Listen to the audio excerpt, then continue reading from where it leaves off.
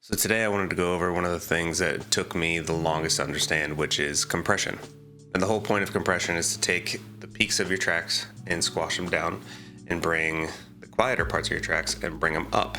So you have a nice even waveform. But the problem is, how do you know what type of compressor to use in certain scenarios? So that's what I wanted to go over today. Now the four main types of compressors are VCA, FET, OPTO, and tube.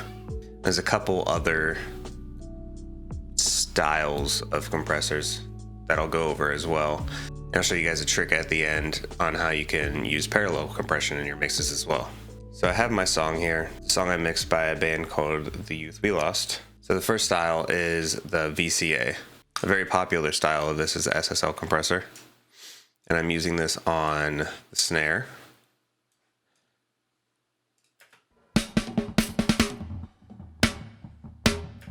So the chain I have going on here is the silencer, which is just a noise gate. And this is just a console emulator, EQ, and then compression. So this is no compression at all. And that's with the compression.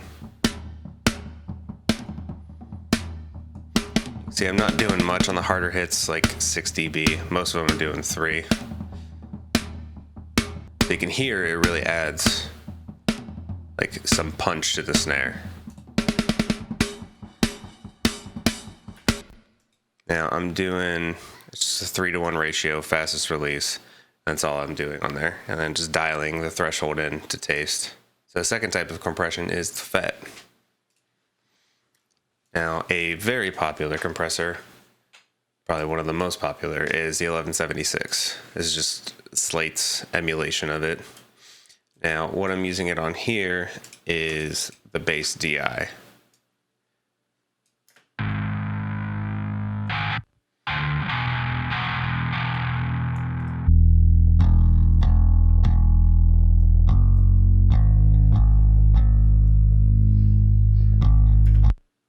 So what I'm doing here is, again, just very simple compression. I want to have a nice even bass signal. So doing a decent amount. So up to 10 dBs of gain reduction.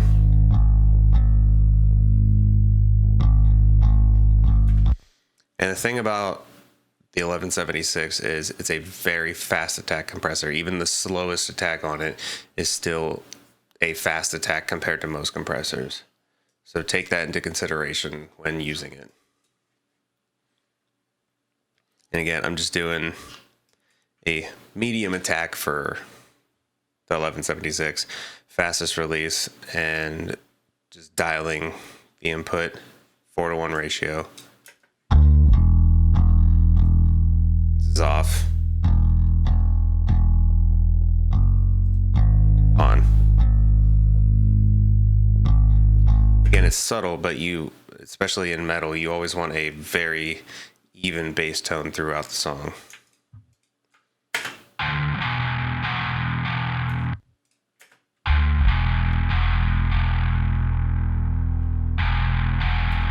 So that is the bass. The next type is the opto compressor, or optical compressor. Now, a very popular one is the LA2A, which I absolutely love. This is Slate's version, the FG2A. And I love using this on vocals. I think it sounds so good on vocals. Get that out of the way so we actually see it. So you'll notice I'm just pinning the needle for this. Don't be afraid to overcompress vocals. It's kind of hard to do. Well, the prices of our vices. So that's with it. Well, the prices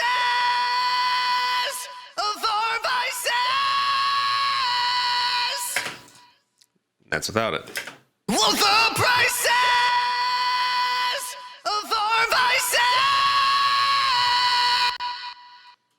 The saturation that this compressor adds is so good on vocals.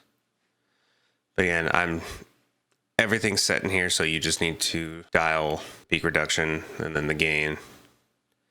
And that's it. It's a very simple compressor to use. And it's so good. Another popular thing people use the LA2A on is bass as well. I did not in this instance, but it's just popular use for it. The next one is tube compressors. This is called the FG, the FG Mu, and it's emulating the Mu compressor. Mainly. I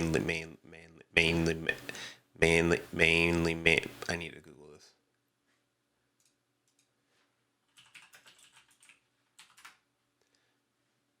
Manly new Mu. And the Fairchild. That's what this is emulating. Looks more like the Fairchild. But so I'm not actually using this as a compressor in this instance. I'm just running it through the compressor for the tube saturation. It sounds so good. Now I have this on my tube bus, so this is everything running through this. It just has like a really nice mid-range boost. So another thing I'll use it for is on guitars, but this instance, it's just the whole mix. So I'm gonna start it off and then I'll turn it on. When these light up, you'll see that it's on.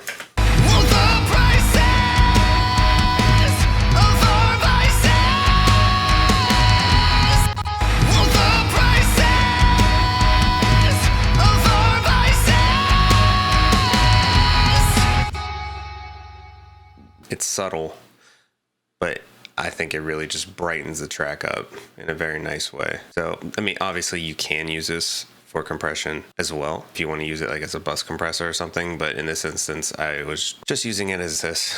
Those are the four main types of compressors. So there's other types of compressors out there. Now, digital compressors have their advantages. Like they're very, very transparent, so all that extra saturation that I personally like, not everyone's gonna like it. So go grab yourself a digital compressor like the Pro C2 here. Now I'm using this on the overheads, and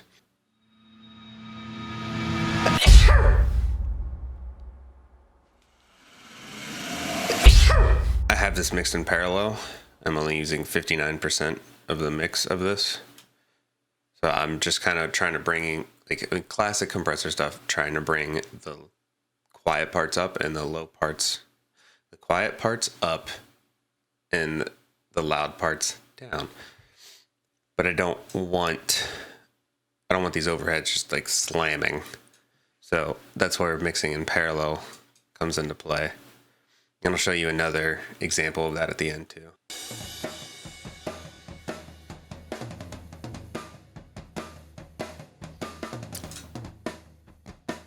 So that's off.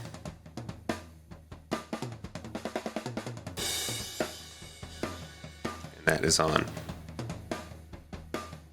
And you can hear in the toms specifically, it's bringing the resonances of the toms up.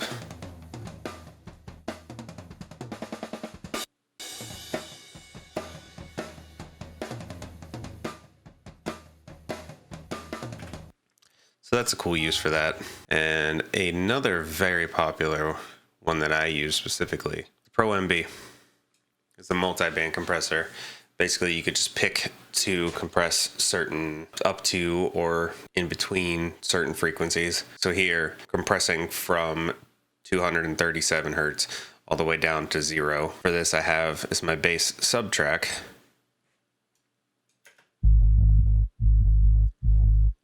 Again, you always want a nice even bass, and that's what I'm doing here.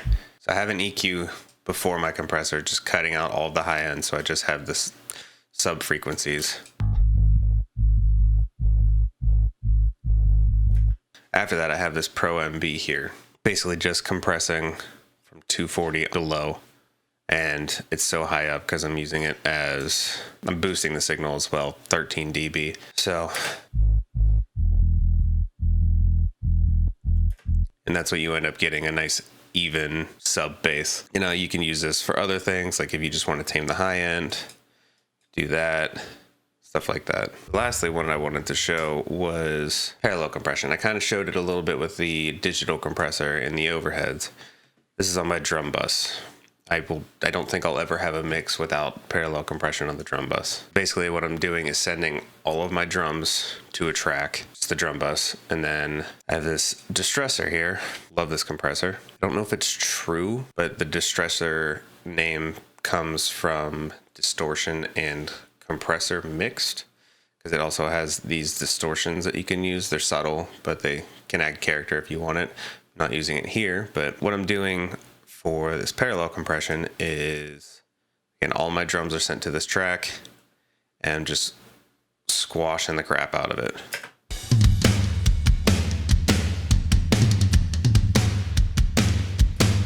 You can see I was hitting about like 20 dB of compression here on the nuke. So I should say I'm basically limiting at this point. I am limiting. See, I have this mix knob here. It was turned all the way down to 17. So I'm not using a bunch of this signal, but it makes a difference. That's off.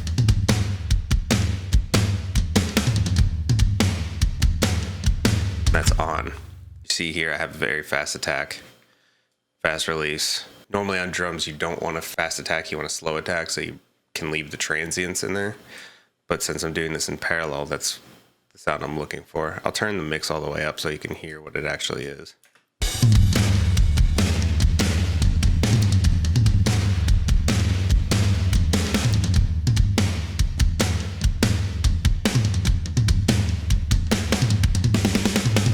And that's off.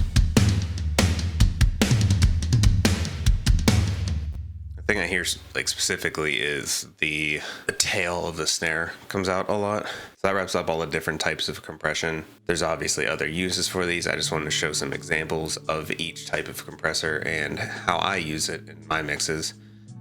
There's no right or wrong to these. You could use them however you want. They're tools. But I just want to show exactly how I was using them. If you guys have any questions, comments, leave them down below. If you enjoyed the video, give me a like and subscribe, and I'll see you guys in the next one.